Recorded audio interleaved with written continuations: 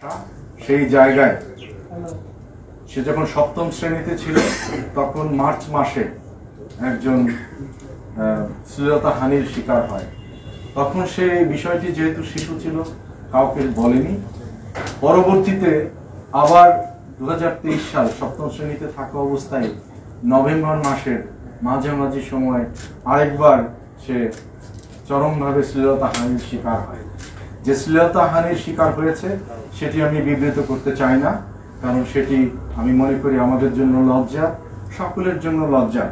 তো সেই কারণে আমি সেটি বলবো না। তো তখন সেই শ্লীলতাহানি যেটি যে জায়গায় করা হয়েছে কোচিং সেন্টারের পাশে, এমনকি বলা হয়েছে একটি নামাজের স্থান, সেই জায়গার কথা বলা হয়েছে।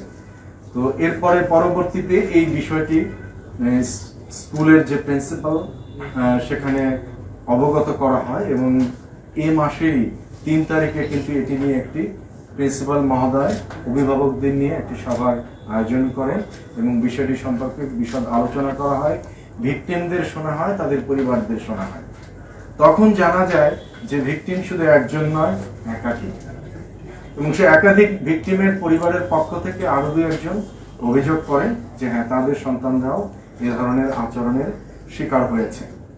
এরপরেই 26 তারিখে, দুঃখিত, 4 তারিখে তাদের এই যে অ্যাকিউজড, যাকে অভিযুক্ত করা হয়েছে, সেই শিক্ষক এই ভিকটিমের পরিবারের কাছে সে এটি না বলার জন্য, কাউকে না জানানোর জন্য আহ্বান জানায়, কিন্তু সেই আহ্বানে তারা সাড়া দেয় না।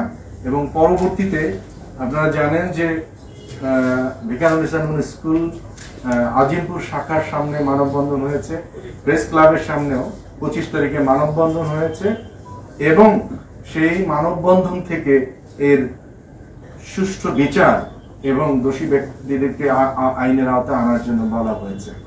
26 তারিখে লালবাগ থানায় মামলা নম্বর 17 তারিখ 26/2/2024 ধারা নারী ও শিশু নির্যাতন আইনের 10 ধারায় মামলা রুজু করা হয়েছে এবং সেই তার ধারাবাহিকতায় 27 তারিখে এই শিক্ষককে, মোহাম্মদ মুরাদ হোসেন সরকারকে গ্রেফতার করা হয় এবং তার কাছে থাকা অ্যান্ড্রয়েড ফোন এবং একটি ল্যাপটপ উদ্ধার করা হয়, যে জায়গাগুলোতে কিছু ভিডিও ক্লিপ বা কিছু অডিও কথোপকথনে কিছু এভিডেন্সেস আছে।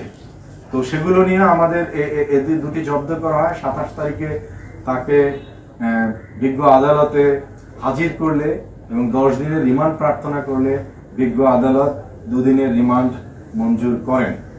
এবং আমাদের যে